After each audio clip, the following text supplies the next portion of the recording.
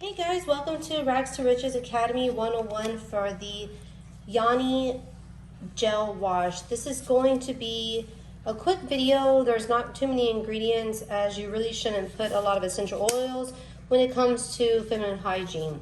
Now for this video, what you're going to use is you're going to use 5 pounds of a shower base, and this is a fragrance-free shower base.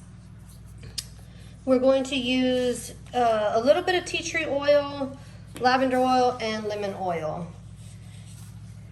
When it comes to science, there's so many things nowadays that says, oh, this Yoni soaps, they'll get rid of your cramps and they'll do all of this stuff. There has not been one medical documentation that this can cure your bacterial vaginosis.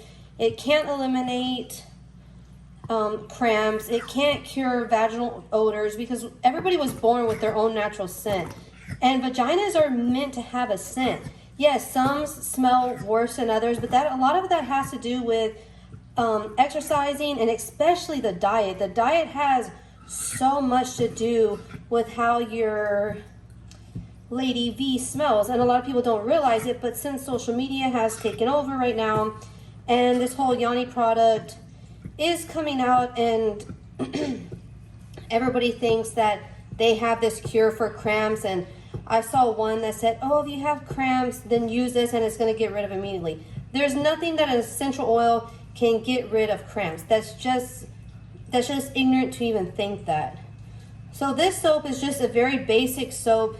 You really shouldn't use anything harsh when using feminine hygiene products, because it's just not healthy for you. You can ask any gynecologist or doctors, and I'm going to provide an article so that they can see. And actually, selling stuff with certain things is actually illegal too. So you can see that this is 5 pounds. I'm not sure why it's not focusing, but there it is. Okay, so this is 5 pounds of the shower gel base. It is fragrance free, and never ever ever add a dye or a mica powder to your feminine wash. That's horrible for you. So naturally, we all have a pH balance in our Lady V, and it's a natural balance. So yes, you can have some essential oils in your soap that can help mask an odor, but you can never, ever, ever get rid of a natural scent that you have.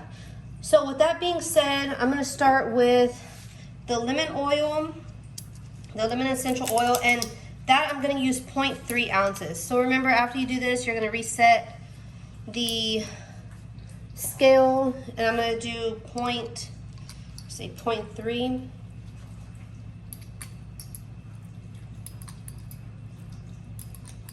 So there's so much misconception about all these products. Now the skin lightening one, that's totally different, but all the shower washes, that's just the way people are making money right now. So I'm trying to get to 0.3. Yeah, 0.3. So I really stay below 1% or at 1%, just because you never want to go really over 1%. With this shower gel base that I use, it's very sensitive when adding fragrances. And so if you add too much, then it will go flat on you. So you don't want that. So that's 0.3. So I'm going to go ahead and zero it back out. Now we're going to do a little bit of tea tree, which tea tree really is just an antifungal. It's an antiseptic essential oil that does help when using it, but it is very strong. So, and you can use so many different oils and mixture of oils. It really just depends if you research them, what they're good for. But again, don't think that there's a cure for this odor control or this odor cure, because it's just not going to happen. And you can't get rid of cramps by using this. That's just not going to happen either. So the tea tree, I'm only going to use 0.2. And tea tree is really good for, like, especially if you have like wounds. It's really good to rub on your skin because it is an antifungal essential oil. And even if you get cut, you can use this as well.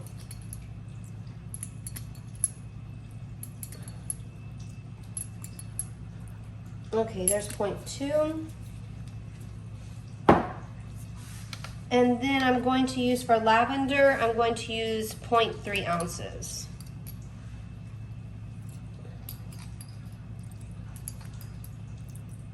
I usually use a pipette for this, but I forgot to grab one, so I'm having to do it with a little beaker thing. And this is so simple to make, it really is, but you see there's quite a few companies that use dye and micas.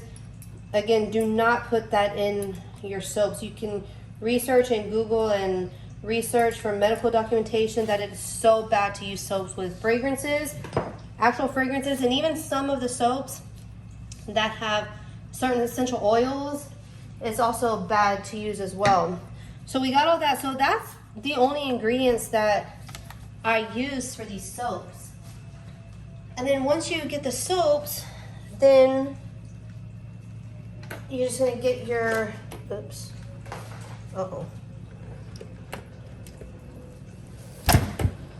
okay, your mixer, and I got some soap on that.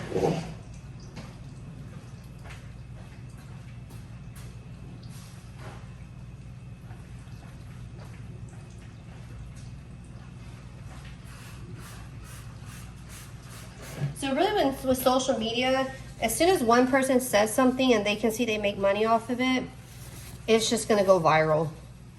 It's all about money. And a lot of these people that sell this stuff, it's a sales pitch. So if they make you think this, then they'll buy it. Okay, so now that I got that, and when you're mixing it, it's going to get cloudy, but I will show you one that's already been done. And I just mix it for about 2-3 minutes on low, because the more you mix it, it will, oh, I have to turn it on, plug it in. It will bubble up.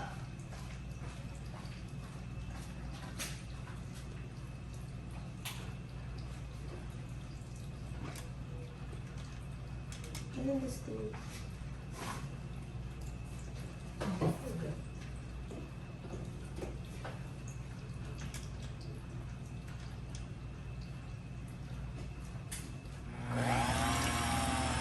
Okay.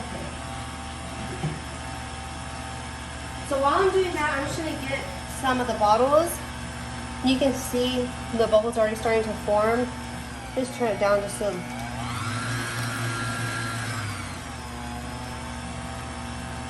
And these are the ones that I'm going to be using. And you can use different ones. These ones have the little tops on them where you can press them down.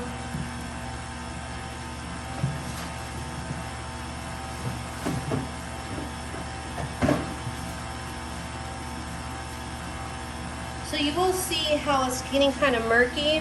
When it's done, it will be crystal clear like that, because it's just being mixed together. So I'm gonna go ahead and mix it when I'm done. Be right back. Okay, now that I'm done mixing it, you can definitely see that it is murky and foggy. That's just because it's been mixed quite a while, but again, after it settles, it will be clear. So you have one or two things. You can go ahead and leave it like this and put it in a different container, or leave it like this and just let it set. And then as it sets, you can, once it gets clear, then you can pour it in. I just like to go ahead and pour it in and then let it set in the bottle. But I will say that if you let it set in the bottle, it will, once all the bubbles come out, it will be a little bit less, so then you're gonna have to kind of top it off at the end. But I mix so much out all at one time, so it's easier for me just to go ahead and fill the containers and then top them off. So you can get a pouring container to do that, like a little pitcher to be able to do that, or you can use, I'll use a piping bag to fill one of these containers. But also you can get, if you have one of those filling machines for lip gloss, you can use that as well. I don't fill lip glosses, so I don't have one of those. But either way you can do it. So again, this recipe is really easy. It's 5 pounds of the shower base, 0.2 ounces of tea tree, 0.3 ounces of lemon, and 0.3 ounces of lavender. And the tea tree it will give like a peppermint feeling when you use it. If you want to leave that out and just do lemon or lavender, lavender is great for your skin. It's great Lavender is great for so many different things. So that's pretty much all that this recipe is. Like I said, this is a super simple recipe, but it is a hot seller right now. And a lot of it's by misinformation because, again, it can't cure your cramps. So anybody that says cure your cramps, it can't cure your cramps. So I'm gonna go ahead and get the stuff ready to fill and then be right back. So here you can see, let me see if you see all those bubbles? That's just from mixing it. So as soon as it gets, but it's gonna take like a day or so for it to, the bubbles to get out, then it'll be clear like the one that I showed. So I'm just gonna, this is just a regular piping bag. So I just hold it on one side like this with one finger and then cut over something.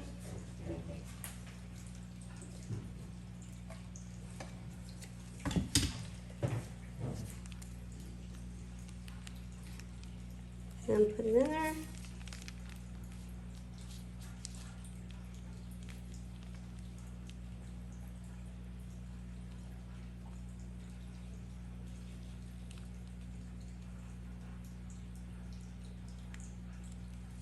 And that one's done. Just needs a little bit more. That's why I prefer just using a pour container. But that's it.